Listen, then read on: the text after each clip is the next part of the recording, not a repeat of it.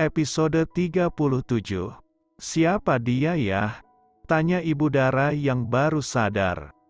Saat ini David dan Dara sedang duduk di ruang tamu dan berhadapan dengan Pak RT dan tetua kampung. Sedangkan ayah Dara duduk di sebelah Ibu Dara yang baru sadar. Rais ada di belakang ibunya berdiri. Dia calon suami Dara, Bu. Jawab ayah Dara. Calon suami bagaimana? Dara baru bercerai ya, tanya Ibu Dara yang belum mengerti. Bu, maafkan aku Bu. Ini Mas David, ayah dari anak yang aku kandung saat ini. Jawab Dara pelan. Jadi benar kata Ibu Herira kalau kamu hamil. Ini bukan seperti yang Ibu pikirkan Bu. Awalnya Dara diperkosa oleh David. Jawab ayah Dara. Kenapa kamu menghancurkan hidup Dara? Pekik Ibu Dara tak terima. Bu, sabar, kita bisa bicarakan dengan kepala dingin Bu. Jika David dan Dara tidak memiliki hubungan, mungkin saat ini Dara masih tetap jadi istri kedua yang tidak tahu apa-apa dengan Harry. Jelas sang ayah membuat Ibu Dara tersadar kalau Harry memiliki istri lain selain anaknya. Jadi begini Pak RT ceritanya. Harry sudah memiliki istri sebelum menikah dengan Dara. Dan tidak ada yang mengetahuinya karena memang hanya siri. Tapi beberapa bulan lalu istri Harry mendatangi Dara untuk mencari Harry. Dari situlah Dara tahu kalau Harry memiliki istri dan anak. Saya menggugat cerai Harry Pak RT, tapi Harry tidak terima. Jelas ayah Dara bercerita. Tapi nak Dara sendiri juga berselingkuh dari Harry bukan? Tanya salah satu tetua dan diangguki Dara. Dia mengakui kesalahannya. Jadi nak Dara dan David juga harus cuci kampung. Seperti yang saya katakan tadi Pak RT, apapun permintaan warga akan saya turuti. Jawab David tegas. Baiklah kalau begitu. Tapi sebelumnya kalian harus menikah terlebih dahulu. Karena kondisi Dara dalam keadaan hamil bukankah aib jika kalian tidak menikah? Tapi bagaimana dengan masa idah Dara Pak? Tanya ayah Dara dan diangguki Ibu Dara. Mereka memang sengaja memanggil Buya, yang sudah biasa menikahkan orang secara siri di kampung itu. Memang seharusnya wanita yang sudah bercerai menunggu masa idahnya terlebih dahulu. Tapi saat ini kondisi Dara sedang hamil. Jika dilihat dari pendapat para ulama, bisa boleh bisa tidak. Jawab sang Buya. Menurut pandangan ulama Malikiyah. Ulama Malikiyah berpendapat bahwa perempuan yang dicampuri dalam bentuk zina sama hukumnya dengan perempuan yang dicampuri secara syubhat. Berdasarkan akad yang batil maupun fasid, yaitu dia harus menyucikan dirinya dalam waktu yang sama dengan idah. Tapi berbeda pendapat dengan pandangan ulama Hanafiyah. Ulama Hanafiyah berpendapat bahwa hukumnya sah menikahi perempuan hamil karena zina, apabila yang menikahi laki-laki yang menghamilinya, tanpa harus menunggu masa idahnya itu habis. Jelasnya membuat Dara sedikit lega. Begitu juga dengan pandangan ulama Syafi'iyah. Menurut ulama Syafi'iyah, perempuan yang dicampuri secara zina maka tidak ada kewajiban idah baginya dan diperbolehkan untuk menikahi perempuan hamil. Karena zina serta mencampurinya. Karena mencampuri dalam bentuk zina tidak menyebabkan hubungan nasab, maka tidak diharamkan menikahi perempuan tersebut. Seperti halnya jika tidak hamil. Dan masih banyak lagi pandangan ulama lainnya, jika dijelaskan bisa sampai malam. Dan untuk mempersingkat waktu lebih baik kita cari jalan terbaik saja. Apa kalian berdua saling cinta? Tanya sang Buya dan diangguki Dara serta David serentak. Jika tanpa adanya unsur paksaan lebih baik kalian lakukan pernikahan secepatnya, apalagi mengingat kondisi Dara tengah hamil. Lanjutnya dan diangguki lagi oleh David setuju. Malam ini kita langsungkan pernikahan secepatnya. Putus ketua RT dan membuat Dara menatap David tidak percaya. Hembusan nafas lega terdengar dari bibir ayah Dara. Meskipun malu, setidaknya ini semua bukan murni kesalahan anaknya. Untuk masalah dosa biarlah Dara dan David nanti yang bertobat. Yang jelas anak perempuannya bahagia, pikirnya. Sah, sah, alhamdulillah. Terdengar iringan doa setelah ijab kabul yang baru saja dilaksanakan. Meskipun hanya nikah siri, tapi sudah sangat membuat Dara dan David bahagia karena mereka bisa bersatu.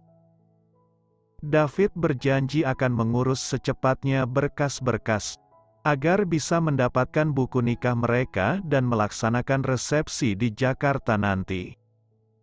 Terima kasih ya Mas, kamu datang di waktu yang tepat, ujar Dara terus memeluk lengan David. Kamu tahu sendiri kan sayang, Mas tidak bisa jauh dari kamu. Sindrom Mas kambuh, bisik David membuat Dara tersenyum kecil. Terima kasih Pak, Bu, sudah memaafkan kesalahanku dan merestui pernikahan kami, ujar Dara saat menyalami punggung tangan ibu dan ayahnya secara bergantian. Harry sengaja tidak mau datang ke pernikahan Dara, karena memang hanya beberapa tokoh adat saja yang menghadiri dan tetangga kiri kanan karena memang tidak ada persiapan sebelumnya. Kini dia menikah dengan lelaki kaya, kamu dapat apa Ri? Dapat asteris. Kesal ibu Harry. Dia hanya lelaki biasa itu Bu. Tidak mungkin kaya raya. Palingan hanya akal-akalan Dara saja itu untuk memanasiku, jawab Harry. Sudah, kembali saja ke sini, tinggalkan perempuan itu. Cari istri lain saja, di kampung banyak perempuan baik-baik Ri. Kenapa meski menikah dengan perempuan enggak bener Ri? Bu, istriku sedang hamil saat ini Bu. Tidak mungkin aku tinggalkan dia. Kenapa kamu pertahankan dia Ri? Apa kamu yakin itu anakmu? Ketus ibu Harry. Bu, itu hanya pekerjaannya dulu, sekarang Rania sudah berubah Bu. Dia perempuan baik-baik, apa salahnya menerima Rania Bu? Toh aku juga sudah bercerai dan Dara. Malu Ri. Ibu malu, seperti di dunia ini tidak ada perempuan lain saja. Kesal ibu Harry emosi. Yang namanya Elnet Asteris tetap akan jadi Elnet Asteris Ri. Jangan bodoh kamu. Dia akan kembali ke habitatnya setelah melahirkan nanti. Wanita benal itu susah diatur Ri. Oceh sang ibu. Kenapa kamu bisa sampai ke sini Mas? Aku kan belum memberikan kabar. Hati Mas tidak tenang sayang. Kamu tahu sendiri kan kalau ngidam Mas kambuh cuma kamu penawarnya. Jadi Mas putuskan untuk datang ke sini menyusulmu, jelas David. Lalu kenapa membawa 2 bodyguard itu? Tanya Dara. Untuk jaga-jaga saja sayang, kalau Mas diusir ayah kamu. Tapi ternyata sampai di sini justru beda cerita, kita malah dinikahkan. Jawab David terkekeh. Kamu bahagia sayang? Tanya David dan diangguki Dara. Banget Mas. Aku sempat syok tadi, jika kamu tidak datang pasti warga mengatakanku sebagai perempuan simpanan omom. Kamu selalu datang tepat waktu Mas. Tidak pernah sekalipun mengecewakanku, ujar Dara memeluk tubuh David. Dia sangat bahagia karena sudah menjadi istri David meskipun hanya secara siri. Rasa khawatirnya pun kini telah usai, ternyata ayahnya sangat mengerti keadaannya saat ini. Tangan Dara mulai menyelinap masuk ke dalam kaos singlet yang dipakai oleh sang suami. Membuat David menatap sang istri penuh hasrat. Kamu sudah pintar sekarang sayang. ujar David pelan. Kamu yang sudah mengajariku bukan? Jawab Dara dengan senyuman manis membuat David tak kuasa untuk tidak mengasteris bibir sang istri. Mas, aku menginginkan kamu, bisik Dara mesra. Entah kenapa hormonnya saat hamil jauh meningkat. Dara tak kuasa menahan haratnya saat ini. David tak menyia-nyiakan kesempatan itu. Dia siap melayani istrinya malam ini. Ra, bagaimana dengan permintaan warga untuk membeli kerbau? Tanya ayah Dara. Beli saja ya. Butuh berapa, 1, 2 atau 3? Tanya David membuat sang mertua terbengong. Siapa lelaki yang dinikahi anaknya ini begitu entengnya bicara? Harga kerbau tidaklah murah untuk orang seperti mereka. Mas, tegur Dara. Maaf sayang, abisnya Mas terlalu senang bisa menikah dengan kamu. Beli satu saja ya, nanti uangnya aku kasih. Jawab Dara. Nggak apa-apa Ra, nggak apa-apa ya. Tenang saja. Jawab Dara santai. Rais mana ya? Ke sekolah. Jawab sang ibu yang baru keluar dari dapur. Kenapa Ra? Mau pinjem motor bu? Mau ke bank ambil uang? Pakai motor ayah saja nak. Memang jelek sih tapi kalau ke bank sampailah. Ujar sang ayah. Mas bisa pakai motor ayah? Tanya Dara menatap sang suami. Seumur-umur David belum pernah mengendarai motor bebek. Biasanya dia memakai motor gede itu pun terakhir saat sekolah SMA dulu, selebihnya memakai mobil. Memang David datang ke kampung Dara menggunakan pesawat karena ingin cepat-cepat bertemu pujaan hatinya ini. Naik taksi saja sayang, usul David. Di sini susah Mas nunggu taksi. Naik ojol aja gimana? Kalau nggak naik angkot Mas. Ucap Dara membuat David berpikir sejenak. Kamu nggak biasa ya Mas? Ya sudah tunggu Rais pulang saja ya, lanjut Dara. Kelamaan sayang. Ayuk sekarang saja. Naik apa saja tidak masalah asal sama kamu. Jawab David menggenggam tangan Dara. Sang ibu dan ayah hanya terpaku mendengar obrolan mereka. Apa orang Jakarta nggak biasa naik ke ojol ya? Tanya ibu Dara.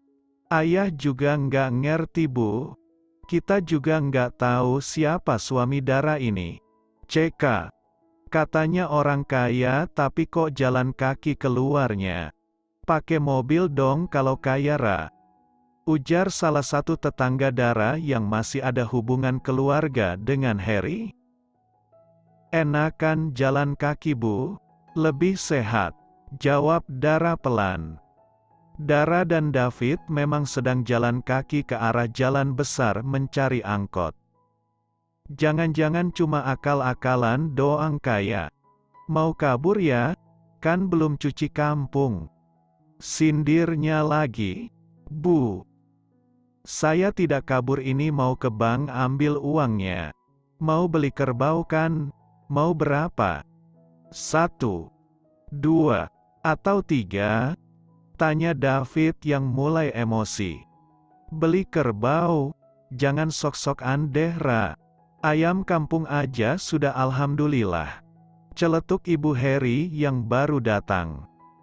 Pengen banget ya makan enak si ibu.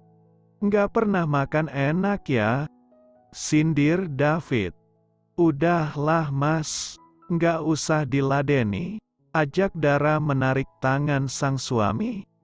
Hei, denger ya, tiap hari saya makan enak. Sehari saja habis 100.000 buat makan. Jadi jangan sembarang bicara. 100.000? Untuk 1 hari ya bu? Kalau 1 bulan masih 3 juta. Masih kalah jauh sama perawatan istri saya. Dara, untuk 1 kali perawatan sampai 20 juta itu 1 bulan lu bu. belum buat beli parfumnya. 10 juta satu botol buat disemprot doang.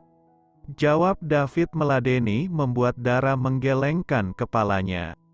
Wah, pantes aja kulit kamu bisa bening gitu ya, Ra. Dulu waktu dibawa Harry ke Jakarta perasaan nggak secantik ini. Sahut ibu-ibu yang mendengar perdebatan mereka. Alah, palingan juga pakai krim abal-abal yang bisa putih dalam 1 minggu itu. Terus parfumnya minyak kenyong-yong. Jawab ibu Harry sinis membuat David tertawa terbahak. Norak, nggak tahu perawatan ya. Makanya minta uang sama si Harry itu buat perawatan mahal kayak istri saya. Pasti nggak sanggup lah si Harry-nya. Ledek David seraya menutup mulutnya sambil tertawa kecil. Mas, jangan diladeni. Udah kurang ajar kamu ya. Sama orang tua nggak sopan. Kamu juga Dara menyesal saya pernah menjodohkan kamu dengan anak saya. Tunjuk ibu Harry pada Dara. Ibu kira istri saya bahagia nikah sama anak ibu yang kere itu. Sok mau punya istri 2 tapi nggak bisa nafkahi uang Dara mulu yang dipinjem. Saya saja yang punya perusahaan besar nggak mau poligami, Bu. Mendingan uangnya buat mempercantik istri daripada 2 istri tapi nggak keurus. Jawab David sombong. Mas, sudah jangan diladeni, aku pergi sendiri nih. Ancam Dara yang memang tak ingin berdebat. Dia tahu David tidak akan mau mengalah begitu saja. Sayang, jangan pergi dulu lagi, seru nih. Bisik David yang masih betah meladeni ibu Harry yang mulai emosi. Mas, nggak ada gunanya meladeni dia. Yang ada kita malah telat. Katanya mau ke bank. Ini sudah hampir jam 11 loh. Belum lagi ke toko perhiasannya kan? Ucap Dara. Karena dia dan David ingin membeli emas untuk hadiah ibunya. Oh iya, Mas, lupa sayang. Mau beli kalung emas buat ibu mertua. Jawab David dengan suara agak keras agar kedengaran dengan ibu Harry. Mas, ayo. Lain kali kita sambung, Bu. Saya mau beli perhiasan untuk ibu mertua dulu, pamit David membuat ibu Harry geram. Orang kaya ya suami Dara. Pantes saja Dara kepincut. Ganteng lagi. Palingan juga beli emas imitasi dia. Jangan percaya. Potong ibu Harry. Kalau kaya nggak bakalan jalan kaki tuh. Lanjutnya mencibir lalu pergi.